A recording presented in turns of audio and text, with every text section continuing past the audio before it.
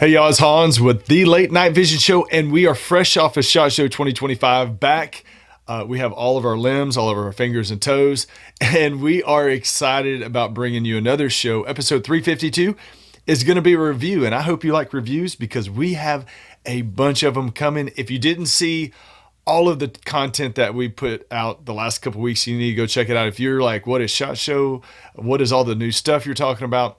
Go check out episode 351, which is live from the SHOT Show. We also did interview shows with all of the major manufacturers earlier in the week, so that's on our channel as well. So you can check that out. This week, we're going to be reviewing the Pulsar Thermion 2 XP60 LRF. And before we jump into the review and before I introduce our co-hosts, I want to invite you, if you're looking to purchase your next optic from Outdoor Legacy, we'd love to earn your business. And you can call us directly, and you can speak with us directly, 877-350-1818, outdoorlegacy.com. We are here ready to assist you. Now, Jason Robertson, owner of Outdoor Legacy, how are you doing, man? Help me review this brand new Pulsar shiny brand new scope, man. Man, I'm excited. This is the first of the Thermion 60s. And so real quick, I'll explain that. And this is going to be very hard. If you hear me somewhere in here say XP50. I know. I just cannot say 60 because the XP50 has been a staple in the Pulsar line for years and years, since the first, some of their first thermals, not the first thermal, I guess their second big line of thermals, the trails, way back in about 2017, 18. So it has been, the XP50 has been one of our favorite scopes, and now they've moved it up to 60 millimeter lenses. So we have an XG60, which is a 4-power 640. We have this XP60, which is a 3-power 640, and they have the XL60, which is their 1024 resolution that is a 2.5 power. So these are all 60 millimeter lenses. So what I'm going to do right here is I'm going to go ahead and jump right into the specs. Hans has already told you, if you're looking to buy one of these or anything else, we'd love to have your business, outdoorlegacy.com, or the phone number 877-350-1818. Pulsar Thermion 2 XP60 LRF. This scope is selling for $5,499. So $5,500 gets you a lot of scope. So I'm going to run down these specs. Hans, pay close attention here. If I leave anything out, let me know. Oh, yeah. I had to scratch a bunch of these down here because the printer was not printing them the way that I needed them to. So I was handwriting this. But it is a 640 by 480 resolution, 17 microns. It's a sub 25 NETD. Again, as I mentioned, a 60 millimeter lens and a 3-power base magnification. Now, I'm going to just stop right there and just make this point that up until now, the past Thermion XP50s have always been a 2-power. So this is a big jump, and that's what going up to this 60 millimeter lens allows, is getting that higher base magnification that so many people want. We'll come back around to that in just a little bit. But it does have digital zoom up to 24 power. Field of view horizontally at 100 yards is 54.6 feet. Now here's a huge upgrade that we're really excited about. Really like this. This is the new display screens. The first time Pulsar has done this, but they put a 2560 by 2560 very high resolution and physically large display screen in the back of this, and we'll be talking more about that as well. Detection range, they've got that officially about 2,200 yards. That's going to be on something large like a human or some kind of a really, really big animal, and that's just detecting it. When it comes to the actual identification range, I mean, how far can I look out there and safely say, that is an animal that is in my target variety of what I'm hunting? Hans and I talked about this, and we would say pretty easily on a good night, 500 yards on a coyote, on a hog, deer, something like that, I think you can move that up into the, maybe 600 plus yards. It could get on further than that. Same thing on this coyote. We're trying to be realistic and conservative. So 500-600 yards is kind of what we would say. And you may actually get further than that, but that's a very long ways at night. It does, as I mentioned, have a laser rangefinder built in permanently to the unit. That laser rangefinder is rated out to 175 yards. I always tell people, they'll get hung up sometimes on, how far can I range? And I say, on almost all the rangefinders I've ever used, the limiting factor is your ability to hold steady and put that laser on that animal at those very long ranges. So I think, at 875 yards, that's going to be, as far or further than most anybody needs in a hunting condition.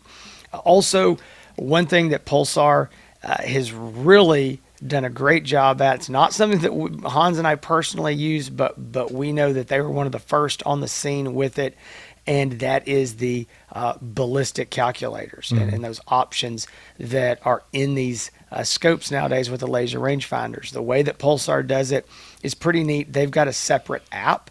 It's called the Pulsar Ballistic app. You download that on your phone and you enter all of your data there, and then you upload that profile to your scope. It's pretty cool because you're able to do it on your phone. You don't have to type it all in on the scope. And so everybody really, really likes the ballistic capabilities on these Pulsar optics.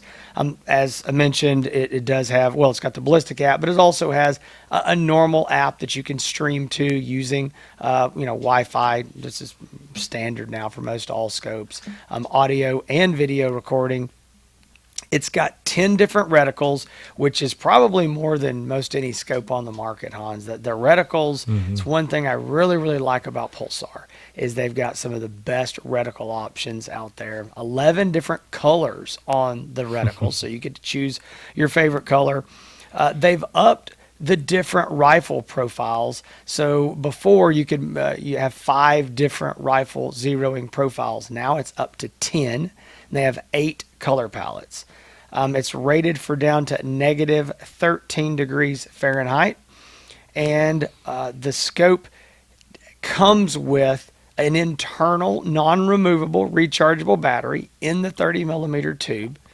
And then it also comes with 2 of their larger APS-3 batteries. And so using the internal battery and 1 removable APS-3 battery, you're going to get about 7 hours of runtime, and then you've still got that extra battery there with it for more runtime, when you put that in as well.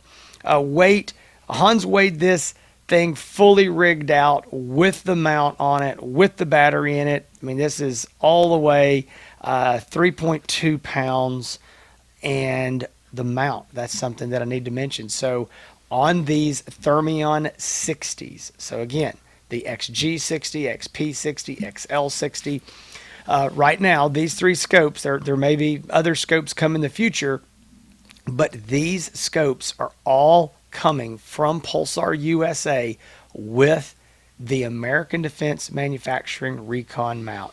This is a huge upgrade, guys. This is a $250 mount that is coming in the box with the scope. If you're curious, this is the exact same mount that Hans and I have been pushing. We've been selling it out to our legacy for years and years.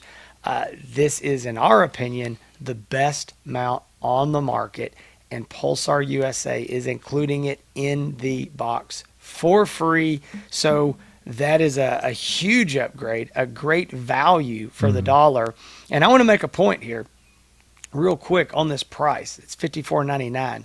That is the exact same price as the scope that this is replacing, which was the Thermion 2 XP50 LRF.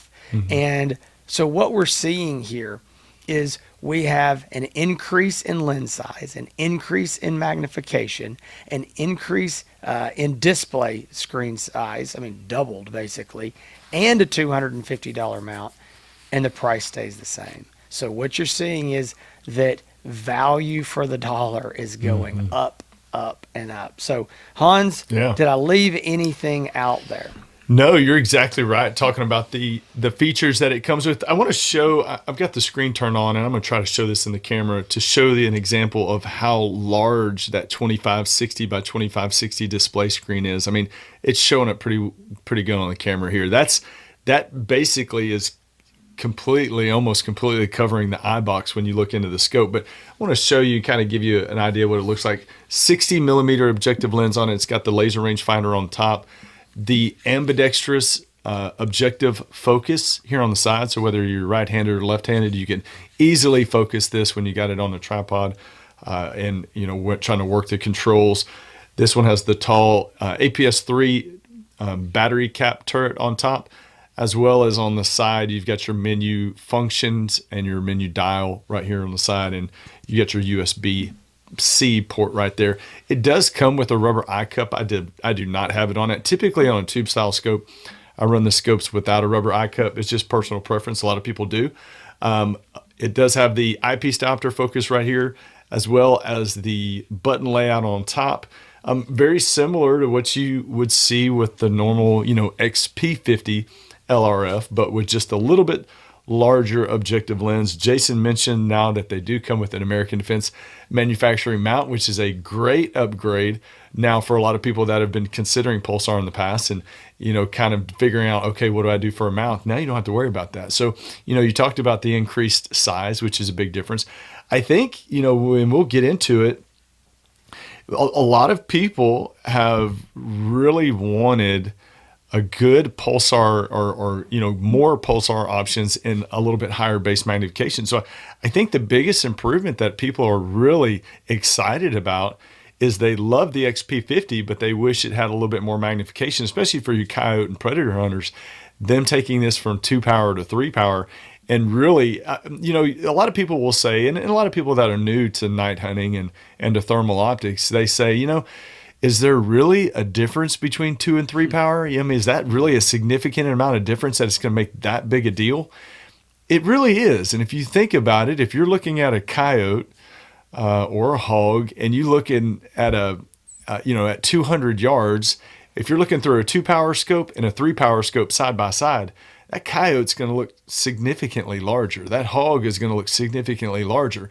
And what does that do for you? Well, it gives you the ability to take a cleaner shot. It's going to be the target animal is going to look larger in the screen. So yes, now I guess on the flip side of that, this being a 3 power, it definitely makes it where if you're hunting in the woods, it might be a little bit more of a challenge because it has a narrower field of view. But Pulsar, listening to the market, and the market now is dominated by coyote and predator hunters, guys that want to start at 3 power base magnification. We've said it here in the past, but the hog hunters are the ones that really got this popular. I would say the coyote hunters dominate it now, and the market, whether we like it or not, the market wants 3 power base magnification scopes. There's going to be some of you out there that are like, oh man, I like the 2 power. I wish I had 2 power. And why did they go to 3?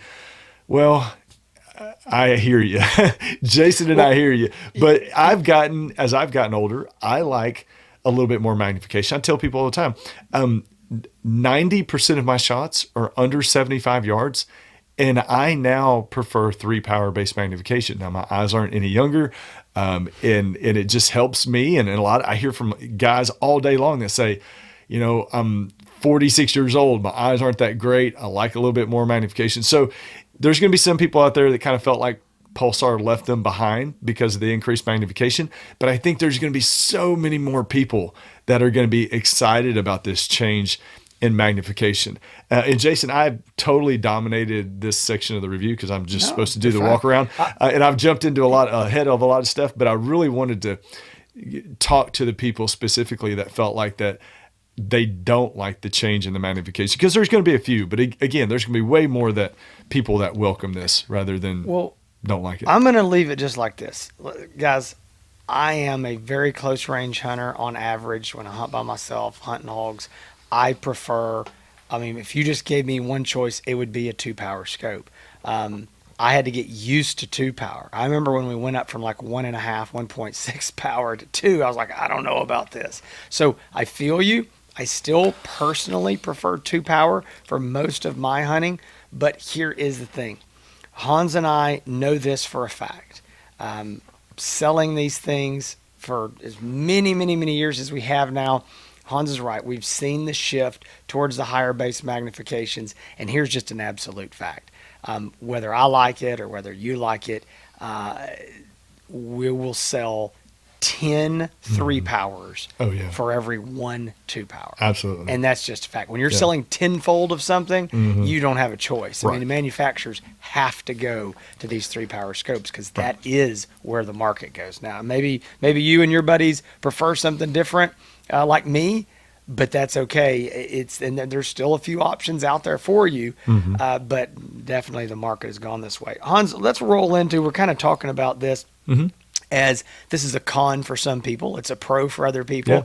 So let's talk about kind of our likes and our dislikes, pros and cons on this.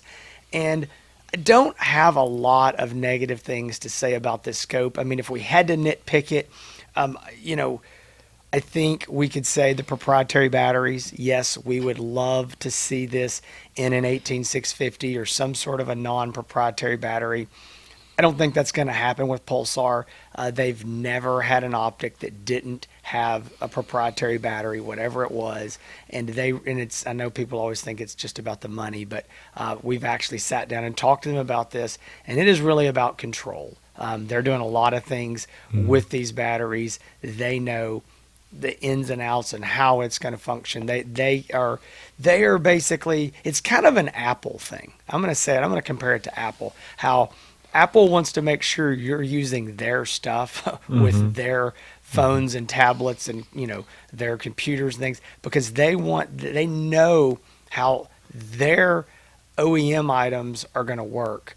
And that's what they're trying to do, is make sure you get the best experience. And I really do believe that. I mean, I've sat down with some of these guys, and they're very adamant about why they like this. And a lot of these batteries have a small chip in them, and so they're actually kind of, I don't want to say smart batteries, but they're providing information to that scope that just a normal battery would not. So anyway, and Apple's not sitting there saying we've got to sell more batteries so we can make payroll. I promise you that. Neither is Pulsar. Neither is Pulsar. Yeah. So that's exactly right. But again, I'm just saying this is why, because we have talked to them. But yeah, we would love it to see something like a generic battery. The only other thing, if I really had to throw a rock at it, I would say it's not lightweight. That is somewhat indicative of these 30 millimeter tube scopes. They are bigger, they are longer. You've got the big LRF on the end, so there's some extra weight there. You add them out, the batteries, they get heavy. So it's not a small, lightweight scope. Again, I don't think that's indicative of just this model and this scope. I think any of these 30 millimeter tube scopes are going to be bigger, but as we mentioned, it's on another sheet over here, but whatever. I mean, it's a hefty scope when you get it all rigged up. So I'd say that would be a con. Hans, the pros, there's a lot. Yeah. I just want to, and I kind of went over this in the specs. I just want to hit it one more time. But increased base magnification. I mean, I know we kind of beat that dead horse, but that's a big deal for a lot of people. Guys who have been big Pulsar fans, some who have had to kind of move away from the brand. They could not get what they wanted out of an XP50. Now they've got it. So I think that's a big deal. This American Defense mount, for included with it, $250 value. Hans and I worked really hard on this. I mean, we did. We knew that Pulsar USA was looking to put a mount in the box, and we really were pushing for this ADM mount because we just know how good they are. So glad to see that. And then the only other thing I'm going to mention is that big 2560 by 2560 display. It's huge. It is huge. It's a big deal, and it's a big screen, super high resolution. Really like that. That is becoming more common in a lot of scopes. We saw several scopes released at SHOT Show. Even some other brands are getting into that. So I think that's where we're going now, is these big displays. But I am glad to see that Pulsar is on board with that. Yeah, and as always, Pulsar scopes, people ask about this stuff all the time. How easy is it to use? This is a piece of technology. People get intimidated by all the functions when you talk about ballistics and, one shot zero and all these different functions. I'll be honest, Pulsar has always had scopes that did a lot, but they made it pretty much as easy as they possibly could as far as the functionality, the setup, the zero process. They've really done a good job. It's very intuitive. The menu is written plainly, so it's easy to understand. It's not a lot of ununderstandable jargon, I would say. So they've done a good job with that, being able to keep it as easy as possible. You mentioned the American Defense Manufacturer mount, the ballistic calculator in there is, and if you use the app, and if you already have a scope, a Pulsar scope that has it, and you've used the Pulsar ballistic app, it's very informative. There's so many different ammo brands and cartridges and loads that you can choose. I mean, that are specific for your rifle, for your setup, and for your scope. So it's a really good resource for those of you that are into that longer range shooting. If you're like most people, you're just shooting under 200 yards, which the vast majority of people at night that are hunting are shooting under 200 yards, then you probably don't need a ballistics calculator. But for the people out there that just like to play around or plink, shoot long range still, or maybe you are at a setup where you can shoot at some coyotes a pretty long range, then it is worth having. I will say, Jason, it's worth mentioning too, and we'll be doing the review of this very soon as well. So I'm going to mess this up too. The XP60 went from 2 power to 3 power. And then you may say, well, they have the XG50. That was a 3 power. Well, they've moved that to 4 power. So the XG60 is now a 4 power. So they've kind of all just shifted up, which is nice. I look forward to doing that review too, because it's nice to have a 4 power with a laser rangefinder 640 in that price range as well. So that's really good. One more thing, Jason, before we move on. Yeah. People are going to want to know, how is the picture image between the XP60 compared to the XP50, Sure. the 2 power? I'm going to tell you, if I have to say, very close to the same, if not the same. I mean, the big advantage there, I don't think is going to be like it's just vastly better picture image. I think it's going to be very similar to the XP50. The big advantage, though, is you're going up to a 3 power. So a lot of people love the XP50s. Jason and I are included in that.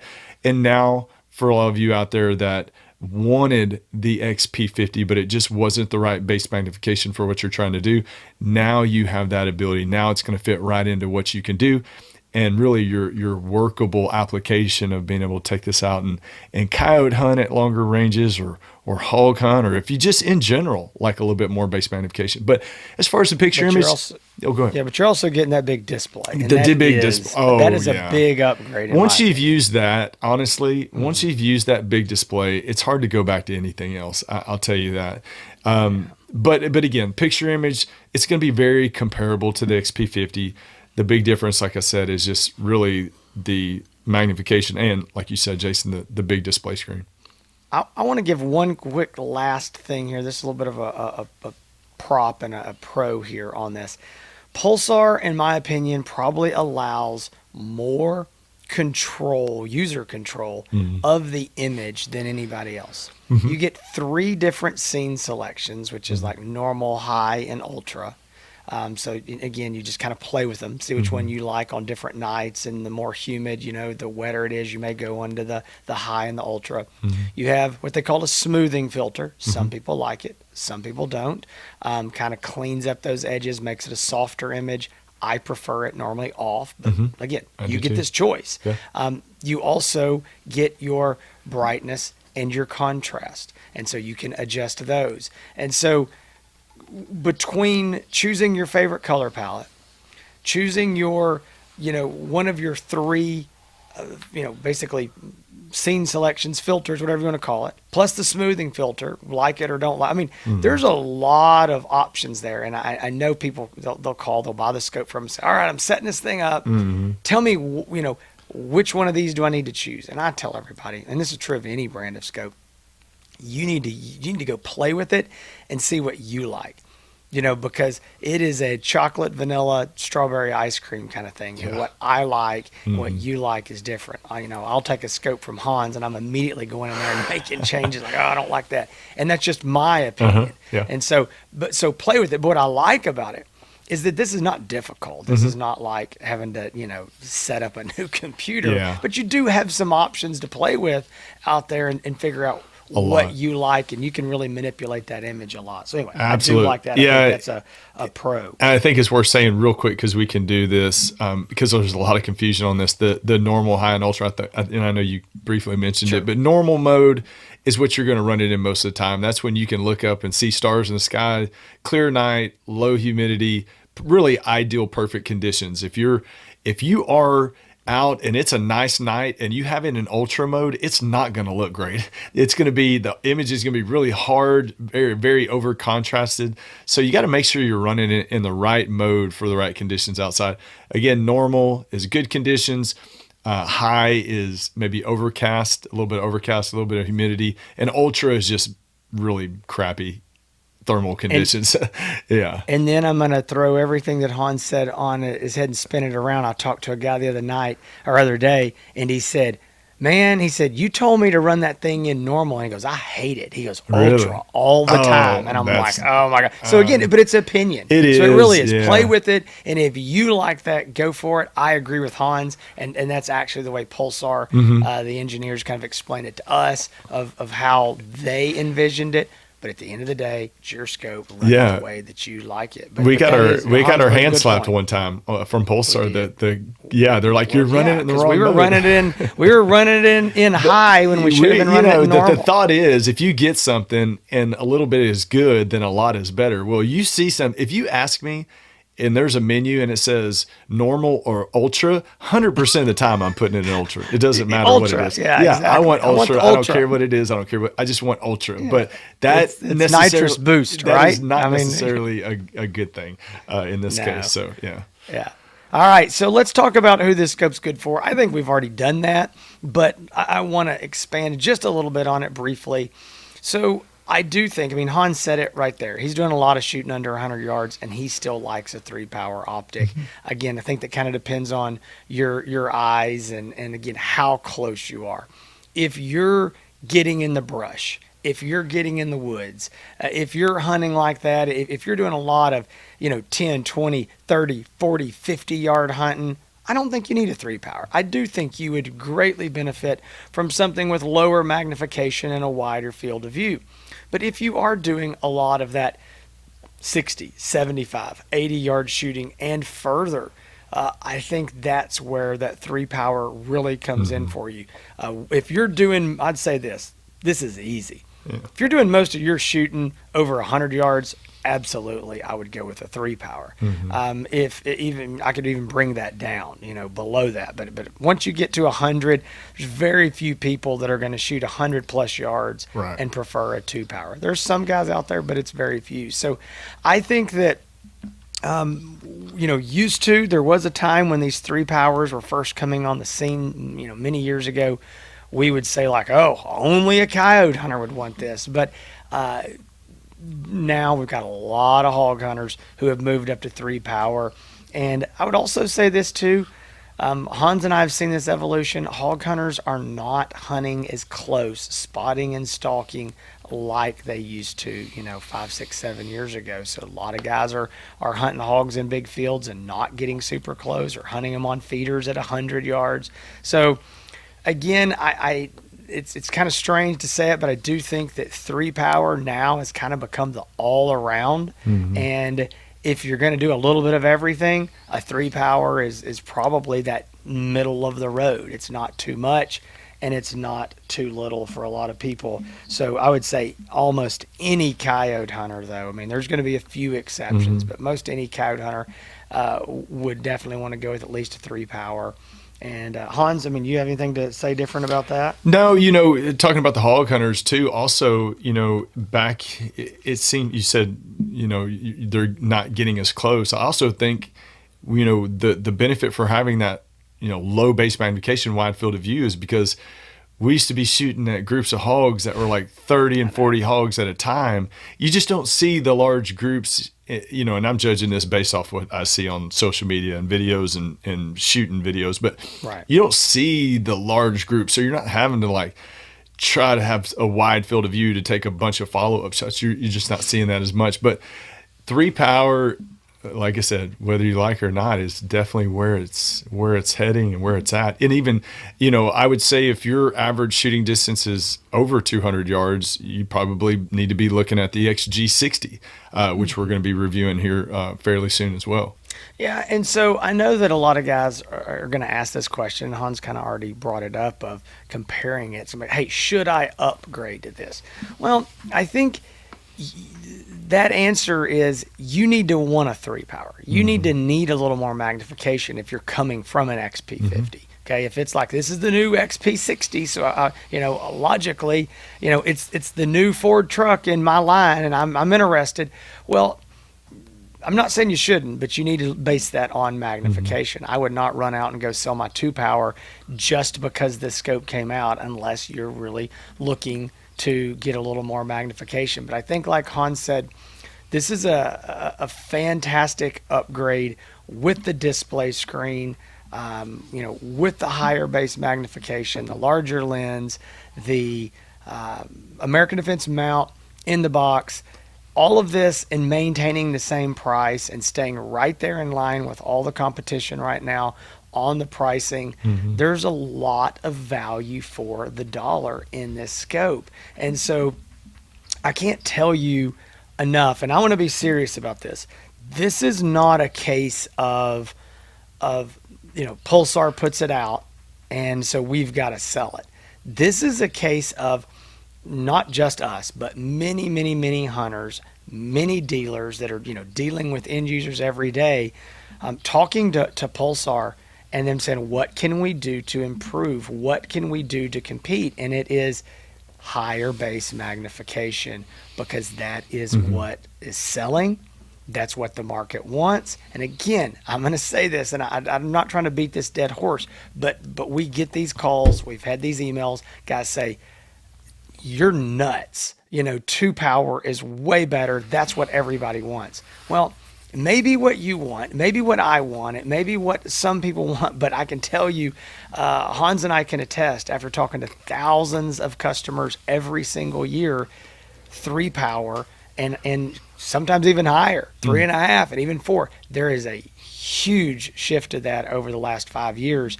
And so we were like, guys, this is what you need to do. So we're very excited that Pulsar listened. And again, it wasn't to just us, trust me. They were polling all of their dealers, and they were seeing what was happening. Their 2-power XP50 had been the workhorse of that line, and that had shifted over to their XG50 that was the 3-power. And the XP 2-power was getting left behind. And as everybody moved to the 3s, they're like, okay, we've got to continue this and do even better. And so we're really excited about it. I think it's a great optic. All the Pulsar quality and features, fit, finish, all those things that you're used to if you're familiar with the Pulsar brand, it is moved into this, and we think it's a great step in the right direction. So with that being said, if you are interested in purchasing the Pulsar Thermion 2 XP60 LRF, we can definitely help you out with that. You can call us at 877-350-1818. OutdoorLegacy.com. If you know you want it, you can just go and click and buy it. Now, there's a lot of you that may have questions about how it compares again to the old XP50, or if this is the right one for you, or the XP60, or even the new XL60, the 1024 that just came out, that is also a little bit different. So if you just have general questions and you need to kind of figure it out, you can definitely call us. Again, 877-350-1818. We have many reviews to come up. A lot of new optics are announced at SHOT Show 2025. We've got a laundry list. We're all filled up with scopes. We've got more scopes coming to review. So it is going to be a busy, I'd say, next few months if you are into learning about new scopes. Again, we would invite you, please like and share and tell everybody about this show. A lot of you already know and are telling your friends. There's so many people that call Jason and say, hey, my buddy told me to watch the show, or I watched the show and I'm calling you now. So that is great to see. Yep, we would love to have your business. Again, we're glad to help our customers figure out exactly what they need and what they want. That's what we're here for. And, there are sometimes there is confusion, and guys say, well, wait a minute, you're not just the 411 of thermal. No, we sell this stuff for a living. That is what we do. So if you do want to make that purchase from Hans and I and Garrett and the ladies here at Outdoor Legacy, we would love to have your business. Give us a call, 877-350-1818. Hans already told you where to find all this. You can also go to Hans ETX. He'll be putting a review out of the XP60. A lot of other reviews and stuff there on his YouTube channel. You can find him on Facebook, Instagram as well. And again, you can find Outdoor Legacy, the Late Night Vision Show, on all the socials. We hope to see y'all again here next week. We've got another great review coming up next week. Y'all stay tuned next Thursday. Between now and then, y'all stay safe.